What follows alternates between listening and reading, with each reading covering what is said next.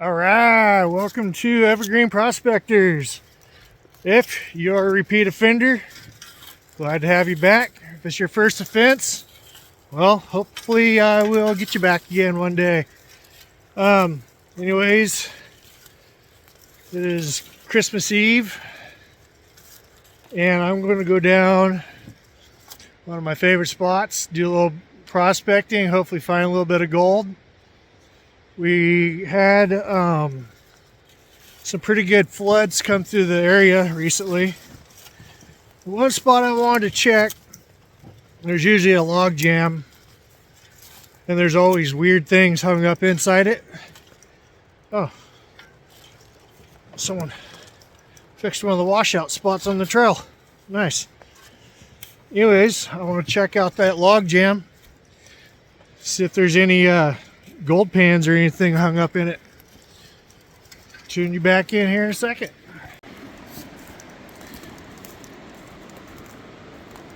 If this is your first time watching one of my videos, I'll give you a quick introduction. This is kind of like a 2.0 reboot of my channel. I let it go a while back, and I'm just kind of getting going with it again. So if you think you've already subscribed, good chances are you're not. You might want to check that. Anyways, the club claim that I'm using is North American Prospectors Association claim. You can find them on Facebook under Napa Gold. Anyways, I'll kind of walk you around here. Like I said, we're in the Southwest Washington region, kind of tucked in between Mount Rainier, Mount St. Helens, Mount Adams. The trails are steep. The gold is spotty, but good in times. You just gotta kind of learn how to find your deposit. Sometimes I go a trip or two, hardly find anything. Sometimes I'll go and randomly throw down in a spot and get a couple grams. And there has been multi-ounced nuggets that have come out of this watershed.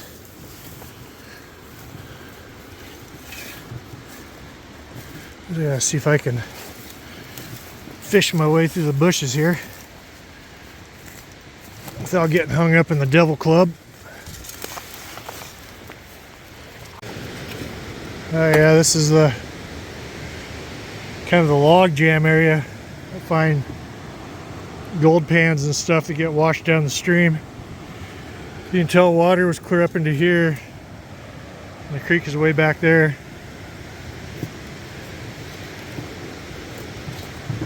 Do a little walking around here, and you often look down in little spots like that and there'll be a gold pan hung up in the grass and the sticks.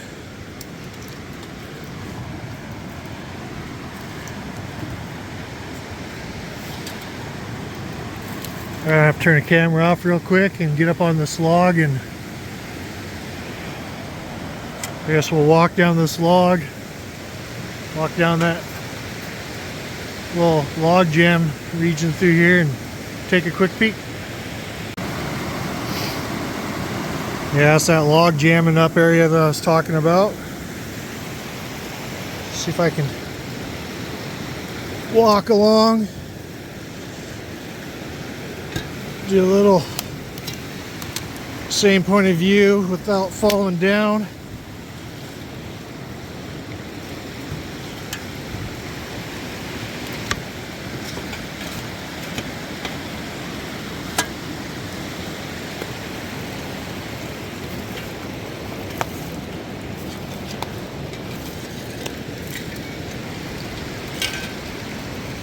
So far I'm not seeing anything of interest.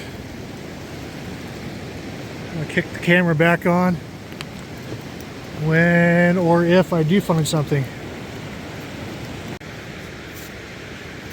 Do see some deer tracks. No squatch tracks. Oh wait, what's this?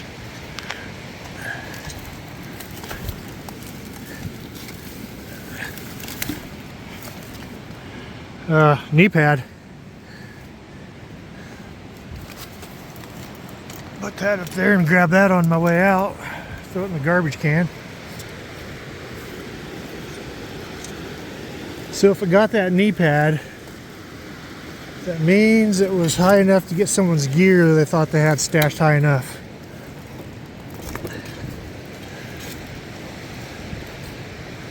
Yeah, I'm gonna keep the camera on and show you some of these rocks. Damn, guys.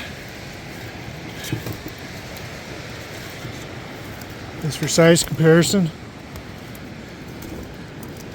I leaned my shovel up to the small one, so you can tell that that's the small rock, and they get progressively bigger. That one there, I bet's 18 feet high.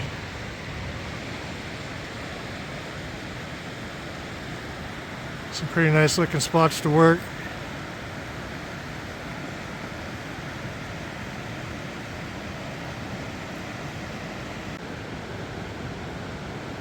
And here's the boundary marker, the Crazy 8B.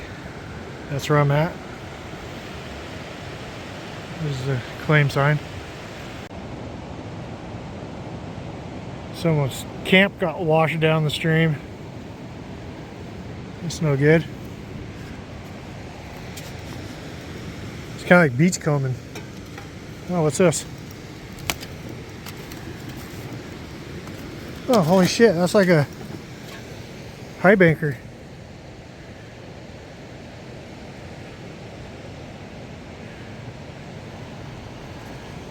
Made out of wood.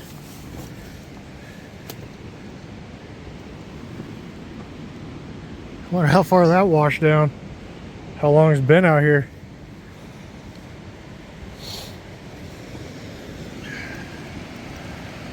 I do want to get up on those, but I don't think that's a good idea. I'm by myself, and if I break my ankle or leg, I'm screwed.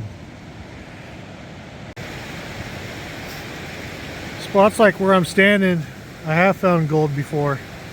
You're on the tail end of the outside of the curve. You can see how the high water comes through, drags across all that grass. If you dig around that grass and get down that gravel, surely you're going to find some flood gold. Yeah, you got some good indicators. You got huge rocks right here. Like if you check that grass clump, almost certain. Same with this. It's all clay base.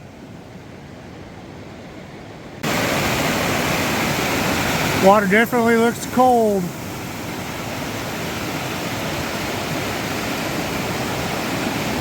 You do not want to fall in that. You will not be happy.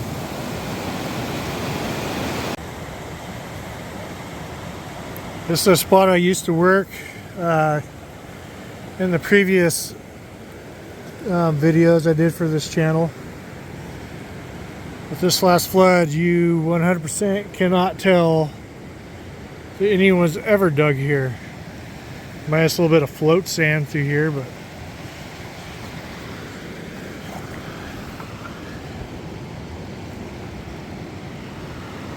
bungee cord. But yeah, this has brought down all kinds of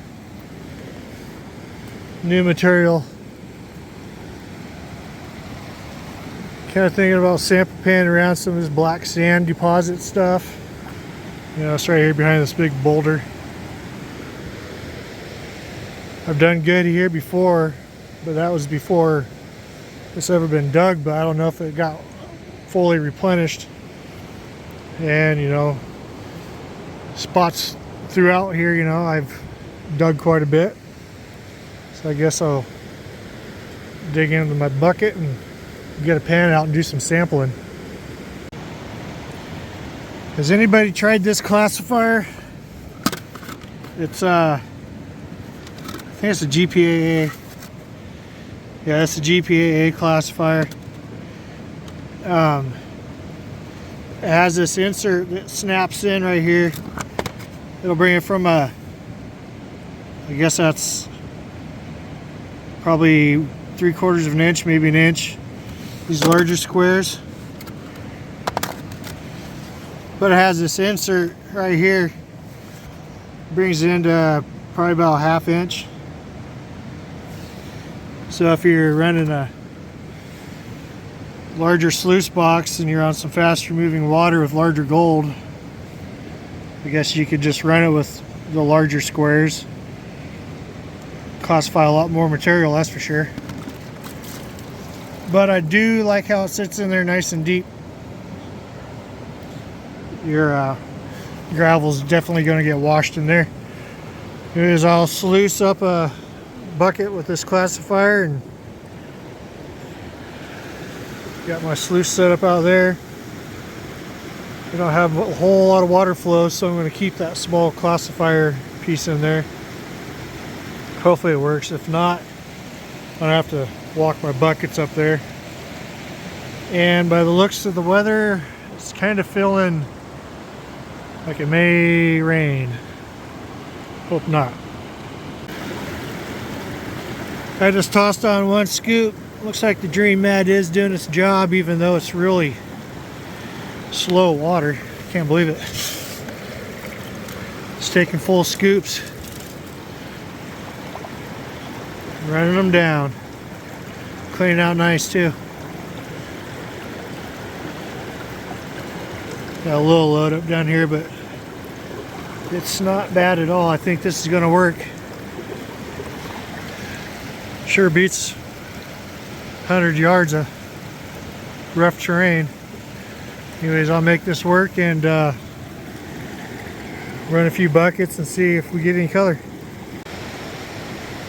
Yeah, I was right. The weather is coming in. I don't know if the camera's picking it up, but it's snowing. A little bit of Christmas atmosphere, I guess. Maybe I'll get a Christmas picker.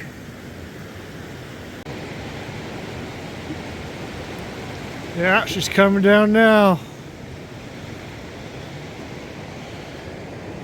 But I am getting into material. It's got a little bit of red clay base to it, so hopefully we're doing good.